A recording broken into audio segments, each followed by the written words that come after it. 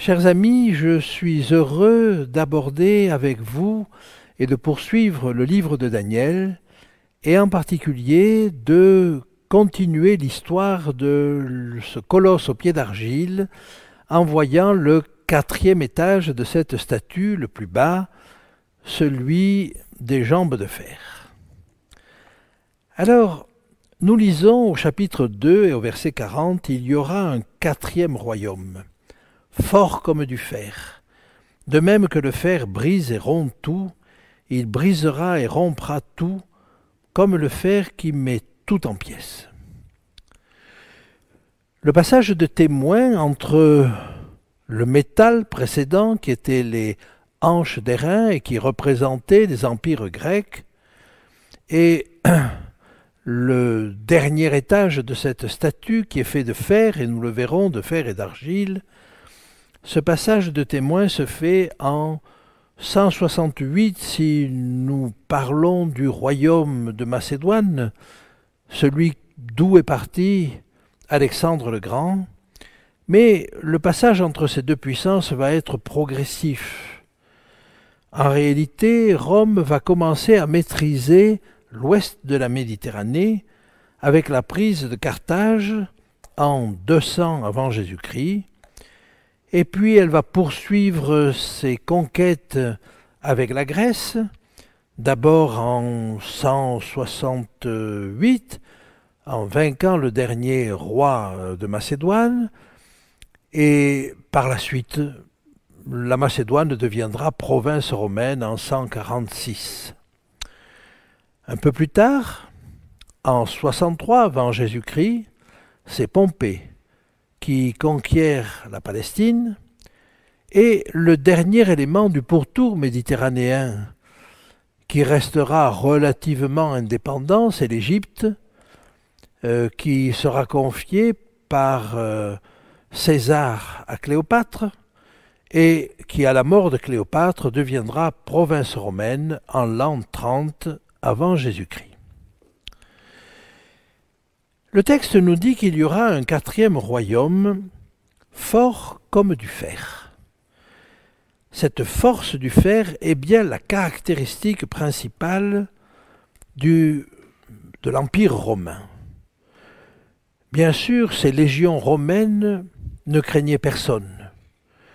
Et on sait bien que les techniques des Romains étaient assez brutales et très fortes. Ils n'hésitaient pas, par exemple, quand ils se trouvaient devant une ville fortifiée, à amasser de la terre jusqu'à arriver au niveau du mur d'enceinte, de hisser des machines de guerre qui lançaient des boulets et de pilonner l'intérieur de la ville avec ces boulets. La technique également de la tortue pour ces unités militaires la rendait quasiment invincible. Par conséquent, je crois qu'on peut dire que la force de cet empire était vraiment de fer, et elle brisait et rompait tout, et rien ne lui résistait. La loi même des Romains était dure, et leur devise « dura lex sed lex », la loi est dure mais c'est la loi, prouve bien qu'il était difficile de lutter contre cette puissance. Savez-vous que si un soldat romain avait la garde d'un prisonnier et que le prisonnier s'échappe, le soldat romain payait de sa vie cette inattention? On peut parler de la paix romaine. La paix romaine a duré 400 ans, certes, mais c'était une paix armée, une paix musclée. Maintenant, avançons dans le texte et voyons ce qui nous est dit. L'Empire romain va se scinder en deux. C'est ce que nous dira le texte suivant. Il va se diviser. La première division, c'est celle qui a lieu en 395 sous Théodose, qui va répartir le royaume entre ses deux fils, un en Occident et un en Orient, et ces deux empires vont avoir des destins très divers. l'Empire d'Occident va s'effondrer et en 476, Romulus Augustule, le dernier empereur, qui en réalité n'a pas beaucoup de pouvoir, est déposé, même pas tué, par les barbares qui sont à Rome. Pour l'Orient, l'Empire va durer un millénaire de plus, puisqu'il va aller jusqu'en 1453, sous la forme de l'Empire byzantin, qui tombera sous les coups des Ottomans. Voilà la répartition de ce royaume telle qu'elle vous est indiquée sur cette carte. Je ne devrais pas dire un royaume, mais je devrais dire plutôt un empire, parce que justement la forme politique de l'Empire romain n'était pas celle d'un royaume. Le verset 41 nous dit ceci. « Et comme tu as vu les pieds et les orteils, en partie d'argile, de potier et en partie de fer, ce royaume sera divisé, mais il y aura en lui quelque chose de la force du fer, parce que tu as vu le fer avec l'argile. Mais il y aura également des faiblesses, et nous allons les examiner. » Après la division en deux, l'Empire romain va tomber sous les coups des barbares, du moins la partie occidentale. Et ce sont des tribus barbares qui vont se partager, qui vont démembrer l'Empire romain, et on peut estimer la chose de la manière suivante. Vous avez environ une dizaine de tribus barbares qui vont se partager l'Empire. Vous avez les Anglo-Saxons, les Suèves, les Visigoths, les Francs, les Burgondes, les Vandales, les Hérules, les Ostrogoths, les Allemands, les Lombards, sans parler des Huns qui sont peut-être à la cause de tout cela et qui ont poussé les autres peuples vers l'Occident. Mais voilà, l'Empire va se diviser. Et le verset 42 nous le dit, « Et comme les doigts de pied, 10, et nous avons à peu près une dizaine de pays qui sont issus du démembrement de l'Empire romain, et comme les doigts de pied étaient en partie de fer et en partie d'argile, ce royaume sera en partie fort et en partie faible. » Le texte va nous donner 3 renseignements sur ce mélange de fer et d'argile. Premier renseignement, ce royaume sera divisé. Il y a une continuité avec le fer qui continue à être présent, mais c'est un fer limité. Les doigts de pied, nous était dit, en partie fort et en partie fragile. Et effectivement, pour que le colosse soit stable, il eût fallu que ses pieds soient de fer. Mais c'est justement à l'endroit qui doit supporter tout le poids que se trouve la plus grande faiblesse et ce mélange de fer et d'argile. Et enfin, le dernier enseignement qui découle des précédents, des alliances humaines, le liront. Ils se mêleront par des alliances humaines, mais ils ne seront point unis l'un à l'autre, de même que le fer ne s'allie point avec l'argile. Cette dernière remarque est extrêmement utile et elle nous permet de comprendre que ce que nous vivons actuellement au niveau de l'Europe, mais ce qui a été vécu pendant tout le Moyen-Âge, découle de cette prophétie. Pendant tout ce temps-là, des hommes ont cherché à reconstituer l'Empire romain, sans jamais y parvenir. Charles Quint, Charlemagne, Napoléon, Guillaume II, Hitler, tous ces hommes ont essayé de refaire un empire au point même qu'il a existé l'empire, le Saint-Empire romain germanique, faisant une allusion directe à l'Empire romain, mais jamais ces tentatives n'ont abouti à quelque chose de stable. Eh bien, en Europe actuellement, nous assistons à la même chose, des tentatives pour faire une Europe plus unie, plus intégrée, Mais la réalité, c'est que chaque pays essaie de tirer à soi, essaie de tirer à lui la couverture, et essaie de bénéficier de l'Europe sans trop dépenser.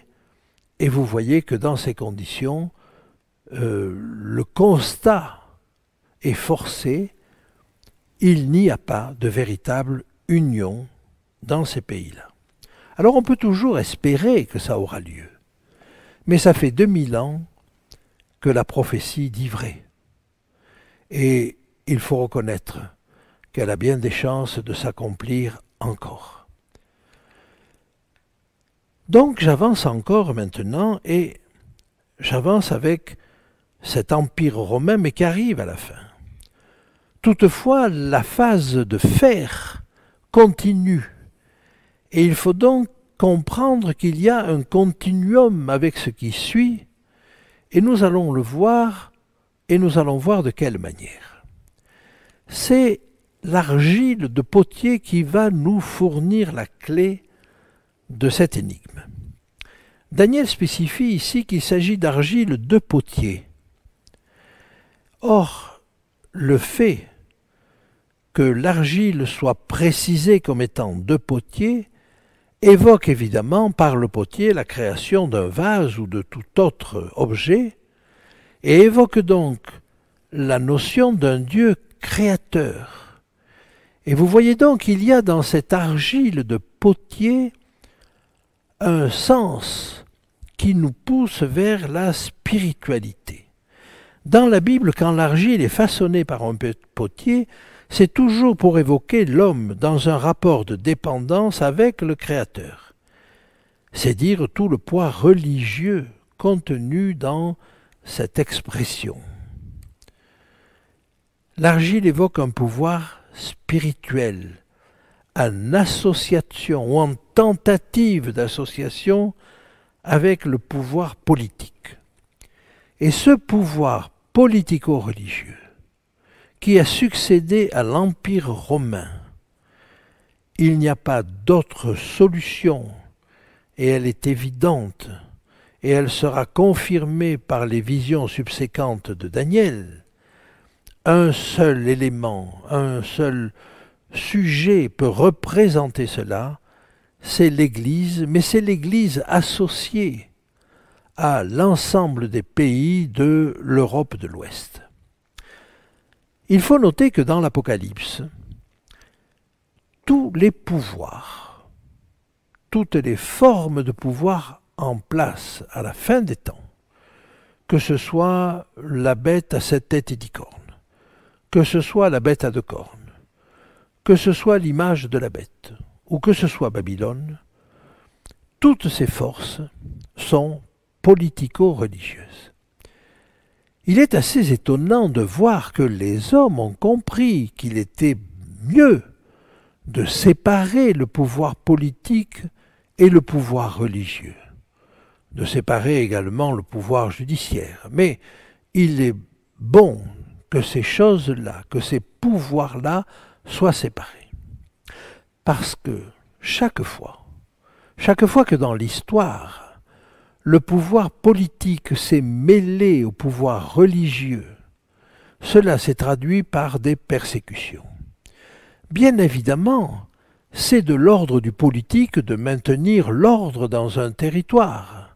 Bien évidemment, c'est de l'ordre du pouvoir religieux que de dire le bien et de dire ce qu'il faut faire et ne faut pas faire.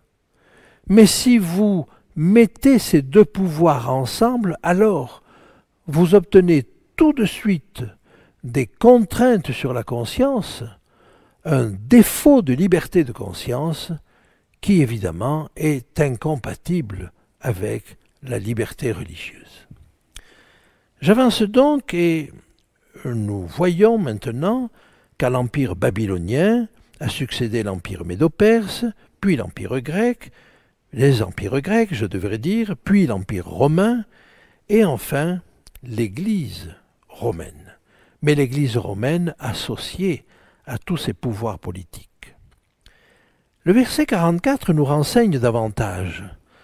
Dans le temps de ces rois, le Dieu des cieux suscitera un royaume qui ne sera jamais détruit et qui ne passera point sous la domination d'un autre peuple. Il brisera et anéantira tous ces royaumes-là, et lui-même subsistera éternellement. Ce royaume qui subsiste éternellement est évidemment dans la préoccupation de Nebuchadnezzar.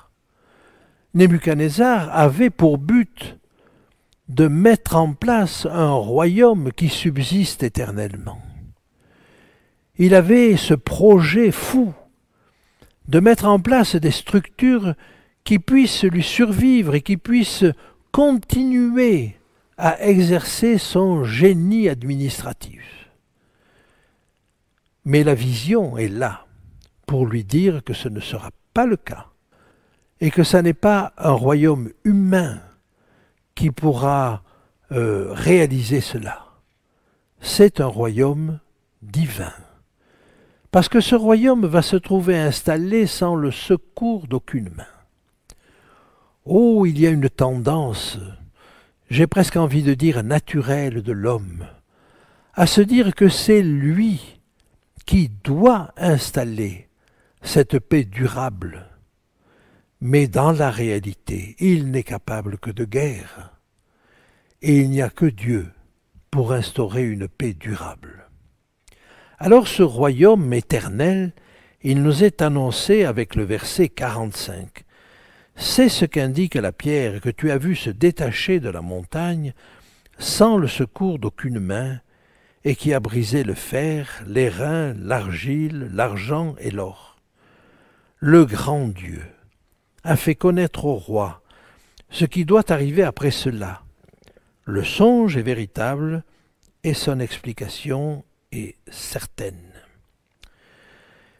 Nous verrons ce que cette parole apparemment anodine, le songe est véritable et son explication est certaine, nous verrons dans les versets et dans les chapitres qui suivent que Daniel va interroger son interlocuteur pour lui demander ce qu'il y a de vrai dans cela. Tellement il est étonné de ce qu'il voit. Alors la pierre qu'on a vue se détacher de la montagne sans le secours d'aucune main, elle est très évocatrice pour nous. Peut-être l'était-elle moins pour Daniel, mais lisons quelques textes qui nous rappellent le sens de cette pierre. Au psaume 118, verset 22, « La pierre qu'ont rejetée ceux qui bâtissaient est devenue la principale de l'angle. » Dans Matthieu, Jésus leur dit « N'avez-vous jamais lu dans les Écritures, la pierre qu'ont rejetée ceux qui bâtissaient est devenue la principale de l'angle? C'est du Seigneur que cela est venu, et c'est un prodige à nos yeux. » Ça n'est pas une volonté humaine qui pourra jamais amener un royaume éternel. Ce n'est que Dieu, et par des moyens qui sont différents de ceux des hommes. Cela vient de Dieu, sans le secours d'aucune main. Aucune main humaine ne peut même aider Dieu à réaliser cela. Oh, je ne dis pas que nous ne devons pas tendre à cela, que nous ne devons pas tendre à instaurer la paix sur la terre, et la prospérité, et la justice, bien entendu. Mais la réalité vécue de tout temps et vécue par nous aujourd'hui encore, c'est que c'est la guerre qui domine. Vers la fin, le système va-t-il s'améliorer? Les gens vont-ils se civiliser et finir par adopter un système qui les rendra tous heureux?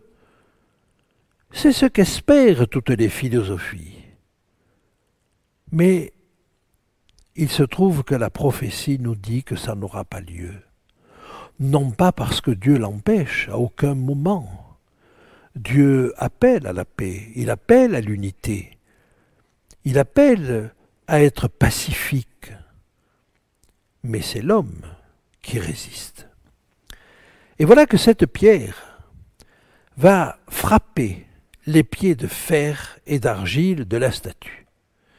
Et effectivement, tout ce système de la fin, et nous voyons que le système fer et fer-argile va durer jusqu'à la fin.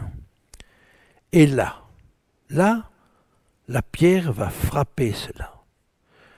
Ce qui en découle est extrêmement évocateur. Alors le fer, l'argile, l'airain, l'argent et l'or, nous dit le verset 35, furent brisés ensemble et devinrent comme la balle qui s'échappe du nerf en été. Le vent les emporta et nulle trace n'en fut trouvée. Il est intéressant de voir que l'Ecclésiaste, dans sa sagesse, a compris cela. Et il dit ceci: « J'ai vu tout ce qui se fait sous le soleil, et voici tout est vanité et poursuite du vent. Combien de grands généraux, combien d'hommes d'État ont poursuivi des chimères, espérant les atteindre, et les voyant finalement s'effondrer. Et tous les sacrifices qui ont été faits, les sacrifices en vie humaine, les sacrifices territoriaux, les sacrifices financiers, tous ces sacrifices-là n'ont pas abouti à ce que les hommes espéraient. Alors, notre seul espoir, c'est finalement d'espérer en Dieu, d'espérer dans ce royaume éternel de Dieu. Seul ce royaume subsistera éternellement. C'est bien la préoccupation de Nebuchadnezzar. Mais la préoccupation de Nebuchadnezzar va le conduire au chapitre 3 à construire une statue toute en or, à refuser cette succession de royaumes et à refuser la pierre finalement, ce royaume éternel de Dieu. Toutefois, à la fin de cet épisode, le roi Nebuchadnezzar reconnaît en Daniel un homme d'exception. Alors le roi Nebuchadnezzar tomba sur sa face et se prosterna devant Daniel.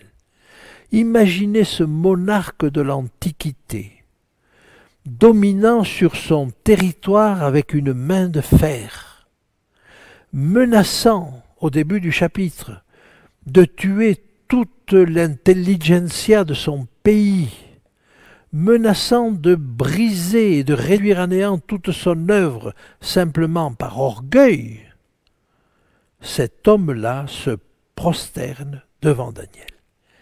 Et il ordonna qu'on lui offrit des sacrifices et des parfums, comme à un dieu. Seul parmi les hommes, le roi était divinisé. Et voilà qu'il divinise Daniel. Daniel, bien sûr, ne va pas se laisser diviniser. Mais il va faire comme Paul, à qui on souhaitait offrir des sacrifices, comme s'il était le Dieu de la parole.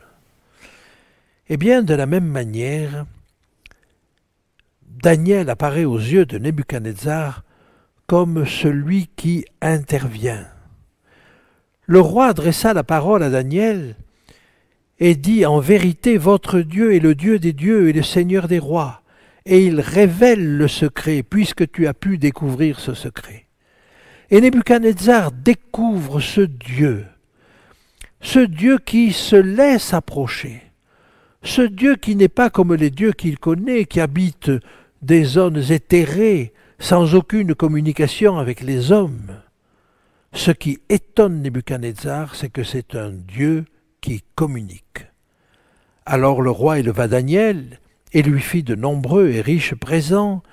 Il lui donna le commandement de toute la province de Babylone et l'établit chef suprême de tous les sages du royaume.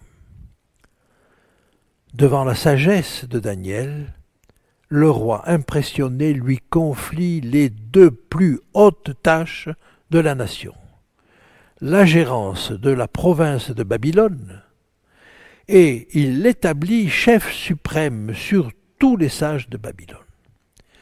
Et là, nous allons voir la sagesse, une fois de plus, de Daniel. Il est jeune.